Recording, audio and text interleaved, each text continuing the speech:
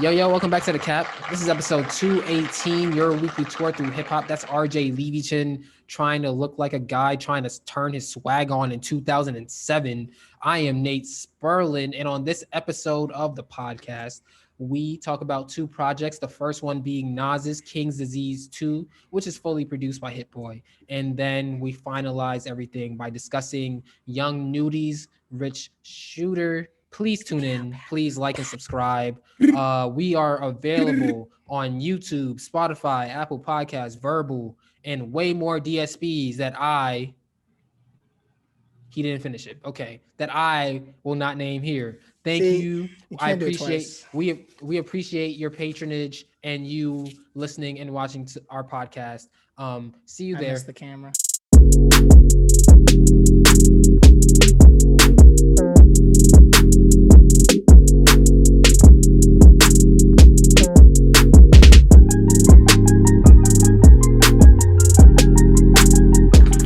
Yo, welcome back to the Cap, episode 218. That is RJ Levichin over there, feeling free-ish. I am Nate Sperlin. It's your weekly tour through hip-hop.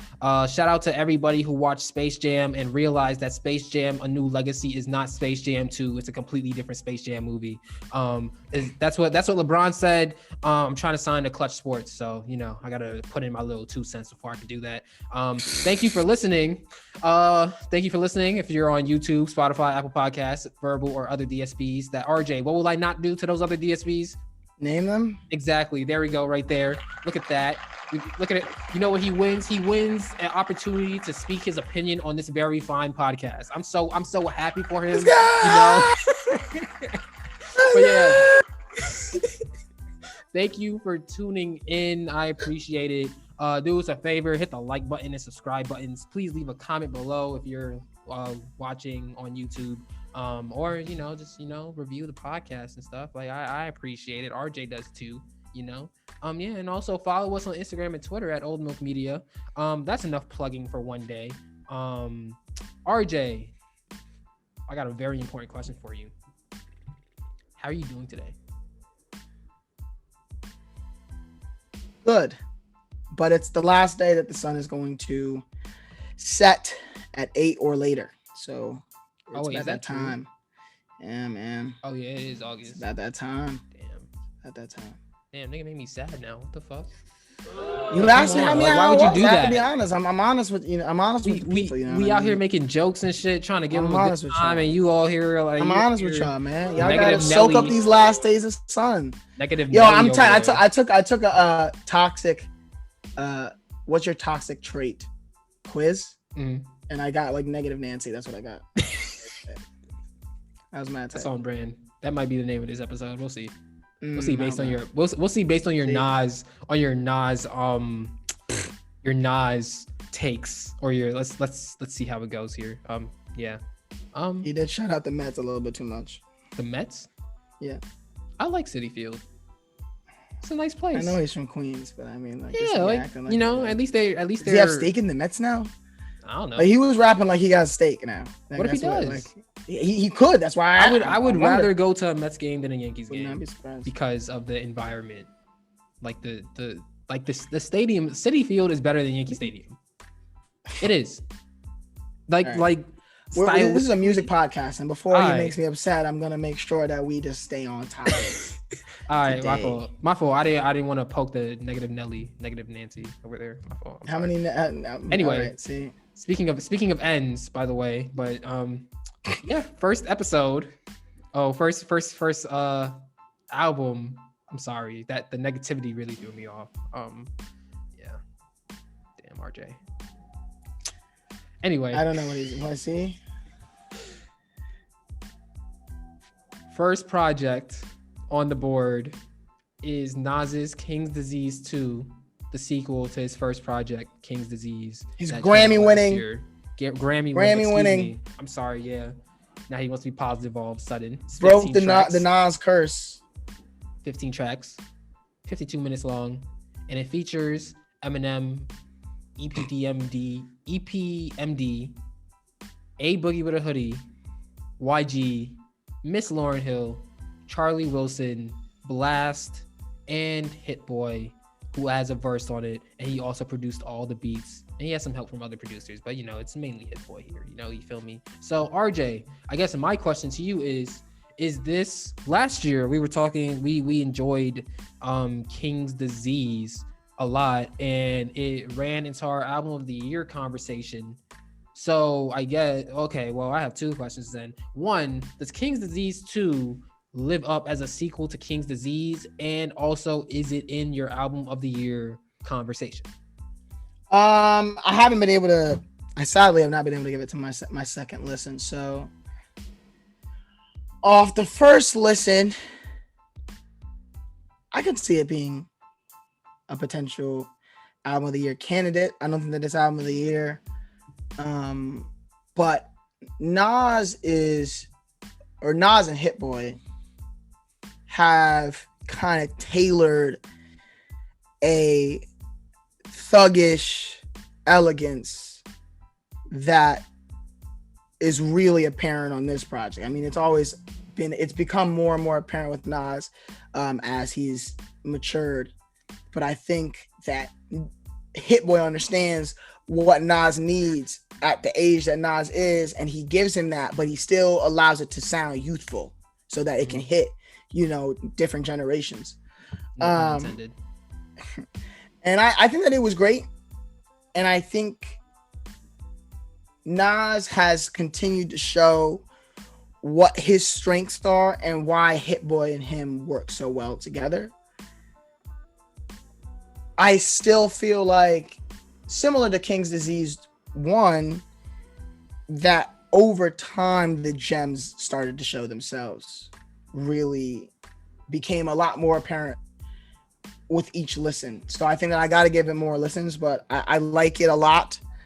I do hope that there's more space in between. If there's a third, that there's more space. I think I like the bar wasn't raised. And even though it won the Grammy, I don't know if it could technically have been raised. I think that there's potential for it to be raised. Mm-hmm. But I think that it's a great project for sure. All right. I'm glad you said that, to be honest, because at first knowledge that this was going to be a thing, my first thought was, really? That's very, very soon. Like we don't really. I wasn't sure how much we needed a King's Disease 2. But that being said, it's a good album. It might be in my album of the year conversation. I think that Nas is going to be Nas. Nas is one of the best rappers we've ever seen of all time. That's okay, cool. That's all. Let's push that to the side. Like if you don't agree with that, I don't know what to tell you. But I think that somehow, some way, Hit Boy figured out a way to become better at producing and making beats on this album. And I did not, because Hit Boy is one of the best producers last year.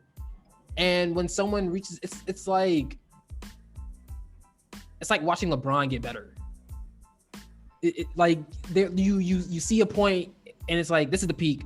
There's either he's gonna plateau and he's gonna go down from here, and then somehow, some way they get better, and then it's like, oh well, my fault. I didn't mean to underestimate you like this. You are clearly in a different class, and I think that Hit Boy did that on this project. It's the variety of beats that he put together in terms of vibes on this project, from having something as soulful to incorporate Charlie Wilson and also still incorporating the boom bap feel that Nas needs to be able to flow is incredible. The A Boogie and YG song, while it's not my favorite, that's also an incredible way to fit that song in there while still making the album cohesive, despite it not at face value or on paper being the song to not fit in at all. So that being said, for that reason, I think more so because of the production, that this is potentially an album of the year contender. And of course, you have Nas with his. Nas is also one of the most vivid rappers, and it showed throughout this project when he paints pictures on Brunch on Sundays or Nobody, No Phony Love. Moments is a very good track that he uses to paint a picture. So overall, really good album. I do want to give it more listens. I'm talking based off of this. This is my second listen I'm talking off of. So yeah, that's my first thoughts. Yeah, I mean it's a great project. It's I don't I've loved Hit Boy for a while. I think he was one of the first producers where I understood who he was, and he wasn't at the time. He wasn't even he didn't use beat tags like that. I think DJ Mustard or Mustard now, but I think DJ Mustard had his tag, and there was a few. Michael Made It loved to do his tag. Metro. At the time when I because this is probably Niggas in Paris. Yeah, it's like that. He won the Grammy. And I was like, I gotta tap into this guy, and I was tapping into the new producers at Rock Nation, the new producers at Good Music, and I think Hit Boy has the reason why he works with Nas, Jay-Z, Kanye West, those types of people is because he can give you rawness, that raw hip hop feel, and match it with elegance, and that's their theme. That's their vibe. So I think that's why Hit Boy has always found himself in those spaces, and why his shit works so well. Because he did Sicko Mode. He didn't do all of it. Sicko Mode is I think 4 or 5 different producers. He also has some tracks on the Big Sean album that don't sound anything like a Nas produced, like something made. Exactly, like he has the range. So I think Hit Boy. I think that if you were to ask Hit Boy, just the more that you work, especially the more that he works with rappers like Nas and stuff, that he himself would say that he, has grown. But I think that he's always been a bad man when it comes to this stuff. I think that he has always had the ability to match those two different energies of raw and elegant. I think that his rapping doesn't get respected just because of his voice. I don't think that it's not a commanding type voice. It's not something that I think stands out, or it's not captivating. But I still think that he's a pretty good rapper. And what you said with Nas in the story, he's always been one of the best storytellers. He's one of the most vivid rappers in the game. I think a lot of people miss about lyricism is that it's not about the lyrical, miracle, spiritual. It's not always about that. Obviously, you're gonna have some rappers that skilled is how many syllables can you rhyme. Eminem. Like if you ask a guy like Logic or Eminem, they're gonna be like, "Ooh, the syllable." Blah, blah, blah. If you ask probably somebody like Q-Tip or Nas or Jay-Z, is like, I'm painting pictures, and how are the pictures getting to you, and can you feel them? Can you feel the pictures that I give to you? And people be rapping Nas words like they lived that life, like they lived that memory that he be rapping, and it's the same way with Nas. And I think that that's what makes him not appealing, because I think that Nas is past appeal. I think that Nas has a level of cemented where people that like that type of rap are always going to tap in. I mean, he's one of those guys that has classics that have stood the time of what's the phrase? The test of time to now. Thinking about, Illmatic is probably the album that made me reconfigure my mindset towards rapping. Like the album that made me reconfigure hip hop was The Low End Theory by Tribe Called Quest, and then I listened to fucking Illmatic, straight out the fucking dungeons, and I was like, all right, hold on, wait. I gotta get a pen and pad.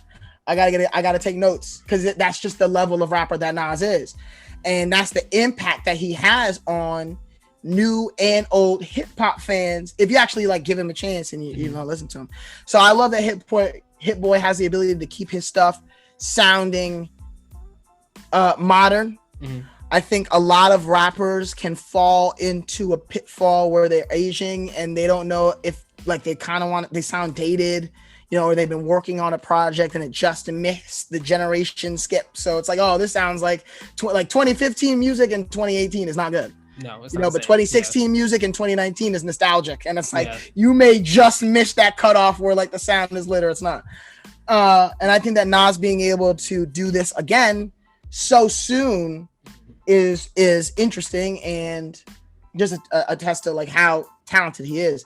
But again, I would like Kings 3 to be one where they're like in the cove like 2-3 years and every song is 10-20 hours into it, because I think that there's a lot of rappers low-key learning that they don't need to try to be streaming artists go into the booth, they'll lay half of the shit will be gibberish and then they'll fix it the second take, and you know they're just punching in or whatever and finish the song, whatever. And I think a lot of the refined artists are starting to realize I don't need to do that. Like I'm a refined artist, and that actually hurts me trying to just do shit in, you know, a few days or whatever. And you know, it's okay. Some rappers can do it, some rappers can't. But I think that the next album, that's exactly. And I think that Nas, if they took time for King's 3, it could be like the third album that like connects everything and like solidifies everything. So I would really like to see that for sure. Yeah, I agree for sure. I think that one thing that would have made this album better is if I had a chance to miss Nas.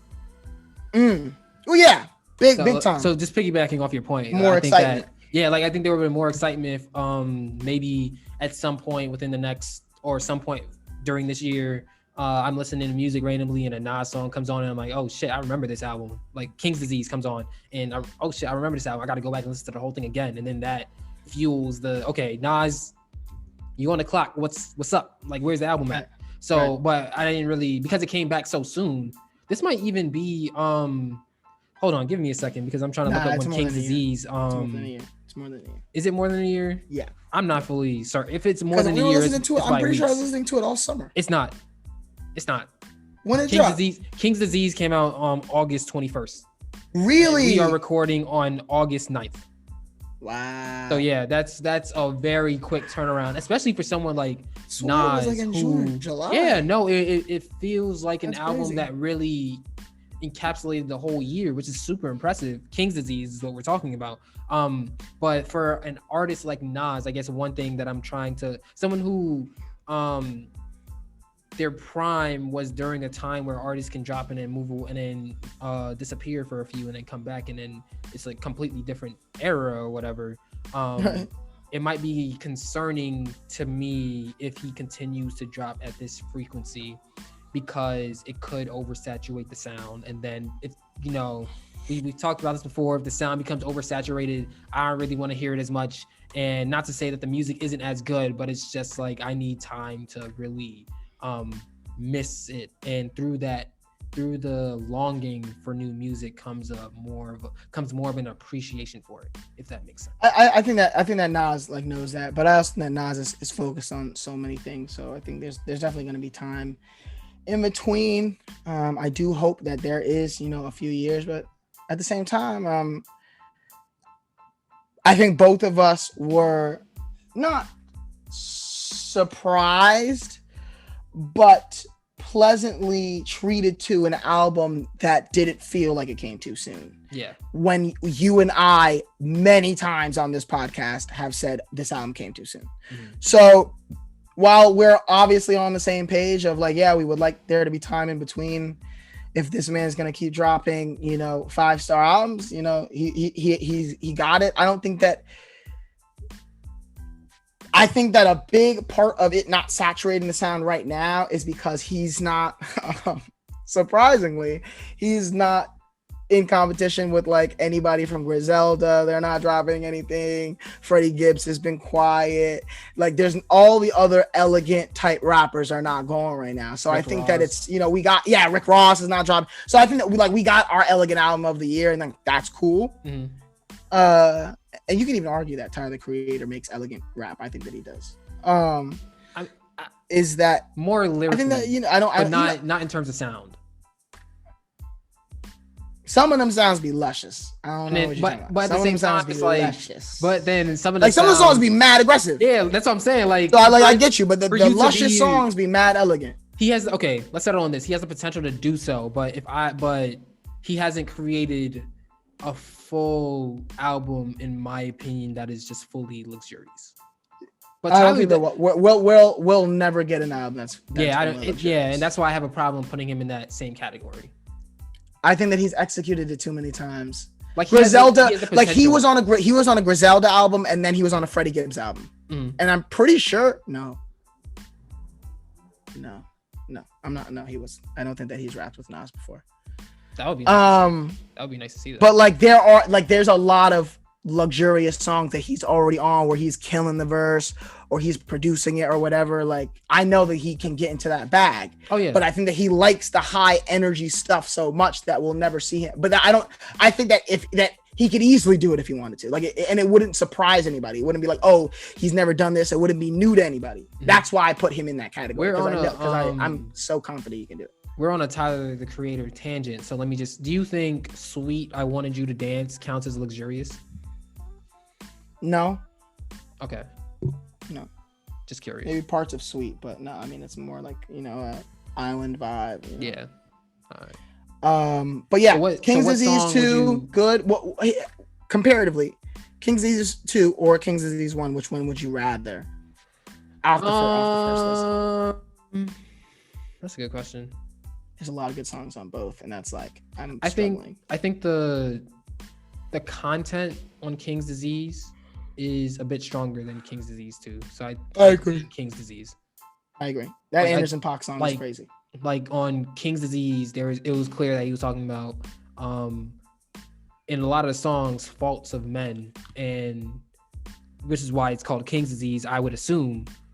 But on this project, while it's still called King's Disease, while it still has the name King's Disease, albeit King's Disease 2, there isn't really as much I think it was a victory lap following. Yeah, it's more of a victory lap. It isn't as much as following in that a lot of these niggas be dropping victory lap projects, bro. I think that we got to talk about that victory lap album. The victory lap project might be like the most like stupid project ever.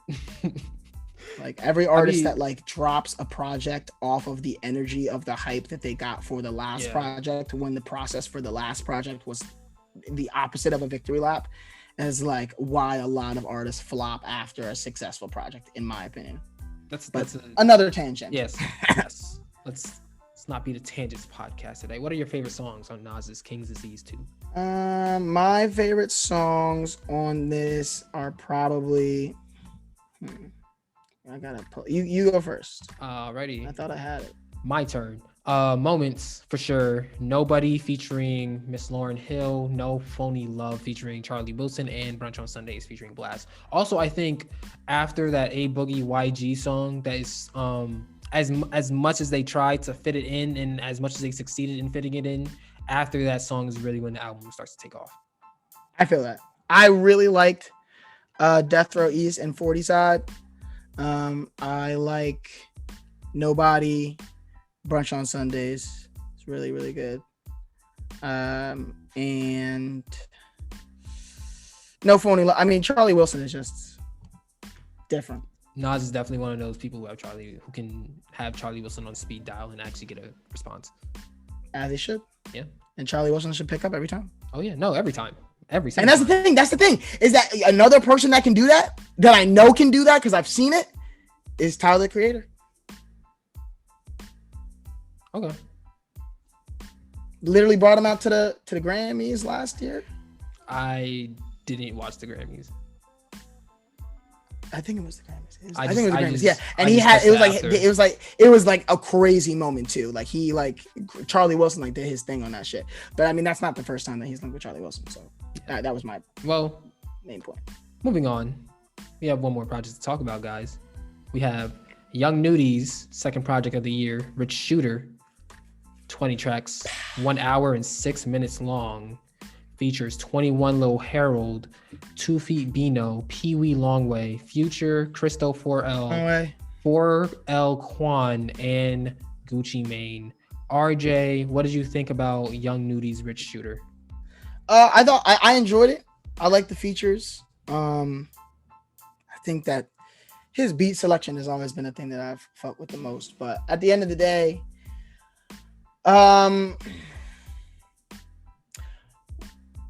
for hip hop fans that are newer, say post 2014, 2015, the mixtape era having been lost because of streaming services allowing everybody to just release music like on the same place has basically put artists that are mixtape artists and artists that are studio album budget music video artists on the same level perceivingly. And so a guy like Young Nudy, his projects, I don't consider them like albums. I consider them as if they were mixtapes. A big difference is that unless you're an A-list artist, a label is putting money to promote your album and telling people, hey, this is coming out. They're putting money so they can do videos and photo shoots and all that types of shit because they want people to not just notice your album, they want to go buy it. Yeah, they want it to be consumed. Young Nudy is a mixtape artist. So he's probably not going to talk about it much. He'll post about it on social media. You know, it's not going to be a big deal. And he's not, he might not even do that many videos. He really might just drop the project. And for a mixtape artist, I think that Young Nudy, it would not have only thrived in the mixtape era, is doing what I think a mixtape era or a mixtape type artist right now should be doing. They drop a lot of projects. People fuck with the shit. He keeps himself relevant. And he's not necessarily, and it's like you get the best songs of the barrel, like that you find the songs that you like if you're an actual fan of Young Nudy, and it's more about the opportunities outside of his solo projects that raise his star. You know, linking up with 21 Savage or linking up with just different artists and getting on their shit and blowing up from that. Pierre Bourne being on multiple songs on the Revenge of the Dreamers 3 project. You know, that's the way that he gets more people to know him. So I think that this fits the bill. I don't think that it's better than the project he dropped earlier in the year. And you know, when I get into things like where you're dropping multiple projects and you know they're kind of like same tier and they're not amazing, is that imagine if you just held on to those songs and picked the best songs out of those 2 projects and just dropped one, you know.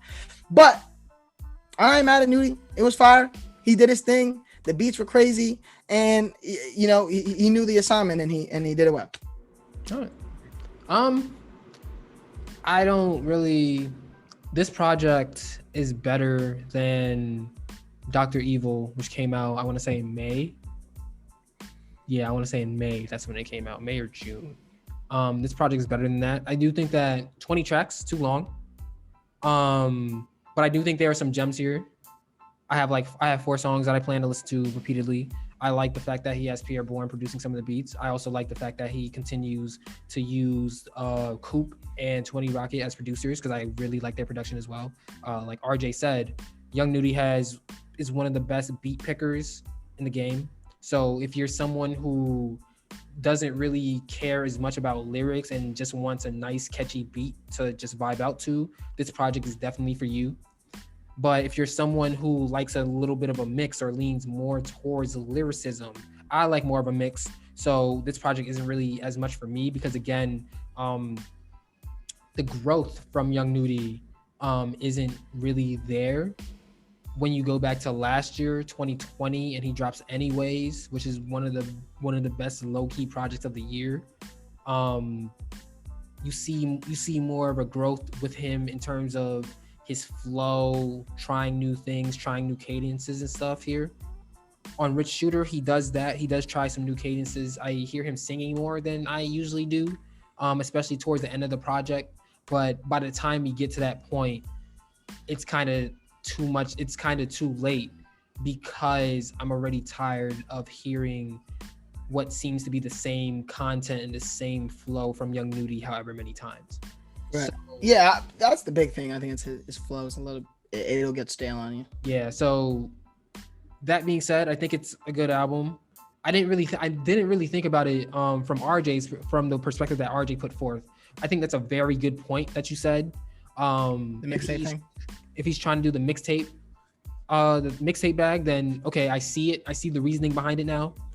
But in terms of overall progression, I think that 2 of my favorite projects, Slimier, the collab project he did with Pierre Bourne in 2019, and that's good, shows growth. Anyways, in 2020, mostly produced by Coop and 20 Rocket, is also growth compare is it's a line going up, and then Dr. Evil kind of plateaus a bit, and I think this project counts as a plateau as well, which is mildly concerning. Mildly. But at the same time, you know, how high is the ceiling for a guy like Young Nudy anyways? And realistically, when he popped, because I don't even think that you can consider him as an artist that's popped. Yeah, I don't think that you can. Say he's still very much low key. Yeah, but I think it's more as so he's been bubbling. I think if he had label dollars behind him, he'd be bigger. I agree 100%. But he's signed to an artist label, I'm pretty sure. So, like, I think he signed at 21 or like 21 might be like his mentor or something like that. They're cousins. First off. Okay. All these cousins in the game. Yeah. When my cousins gonna get famous? I'm looking up right now. Hey, Mike. No, it says Mike, what you doing, Mike? It says under 2021. Here's a little quick tip for fans and people who like music on Spotify. If you go down to the bottom of whatever, it'll tell you an artist's situation in terms of if they're independent or not, or who they're signed to and things of that nature. So on the bottom here, it says 2021 Young Nudy LLC under exclusive license to RCA Records. Okay. So what that I'm assuming, in all my industry heads, please correct me if I'm wrong, I'm assuming that what that means is that Young Nudy is an independent artist, but in terms of distribution, he recruits the help of RCA Records. That's what that means to me. It depends. Mm-hmm. A lot of times, if you have like your own label, the people that are distributing you are going to be the parent company. RCA is a subsidiary of Sony, I'm pretty sure. So I think that he obviously works with them, but I think that they're the ones that are most. RCA is a smaller label. Brockhampton is like somebody that's signed to RCA, and they love like kind of out there creative type stuff. So I think that they're helping him with distribution for sure, and that goes through Sony. But I don't like. At the same time, they're not developing him. Yeah, we don't really know the full nature of it, but it appears. Like, I don't think that they're bringing him A&Rs. Yeah. So, I think that if Nudy had more help, he would be able to unlock something. Because it's. I think that, anyways, right now is currently his peak, but I think that he could go higher than that. I really do, and I would like to see it. Enough said. I agree. All right. What are your favorite tracks? You want me to go first again? Yeah, you go first. All right. My favorite tracks are Old School, Battlefield featuring 21 Low Herald, We Do Not Give Up, and Addicted. Those last two tracks are towards the end, and they're more of the singing Nudy tracks that I described previously in my commentary. Pee Wee Longway song is really good. I'm trying to think. The Gucci song needs to be like Gucci's one of those artists that I feel like should have been retired and just kind of developed artists. I feel like he's earned that right to just be able to do that. Like I don't really need. I understand how big you are. I just don't need it. Trap Shit, No High Rock with Pee Wee Longway, and Old School. Yeah, Old School is a very Pierre.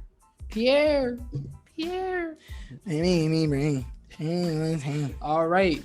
This has been episode 218 of The Cap. That is RJ Levychin. Drake, I am Nate Sperlin. Drake, where's the album? Thank you for listening. Please like and subscribe to the channel or the podcast page, however you're listening. Please follow Old Milk on Twitter and Instagram at Old Milk Media. And yeah, stay safe. Wear a mask, wash your hands. We will see you next week. Thanks for listening once again. And we are out of here.